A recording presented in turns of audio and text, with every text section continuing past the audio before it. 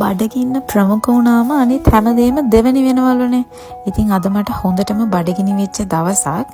ඒ වගේම ලොකු ක්‍රේවිං එකක් තිබ්බා මේ කියන රෙස්ටොරන්ට් එකකින් කන්න. ඉතින් කිලෝමීටර් 1.5ක් විතර පයින් ඇවිදගෙන ඇවිල්ලා තමයි ෆයිනලි මම මේ ඩෙස්ටිනේෂන් එකට රීච් උනේ. මේ තියෙන්නේ වියට්නාමීස් රෙස්ටොරන්ට් එකක්.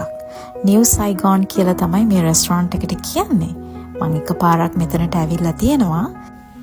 ඉතින් මං ඕඩර් කරේ නම් ෆර් කියලා සුප් නූඩල් එකක්.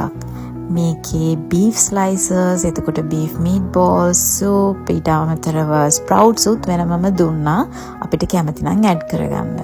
ඒ වගේම කොරියන්ඩර් ලීව්ස්, මං හිතන්නේ ගොඩක් අයිටම්ස් මේක ඇතුලේ තියෙනවා. මේ ඔක්කොම එකතු වෙලා කනකොට උණුවෙම මාර රසක් තමයි දැනෙන්නේ.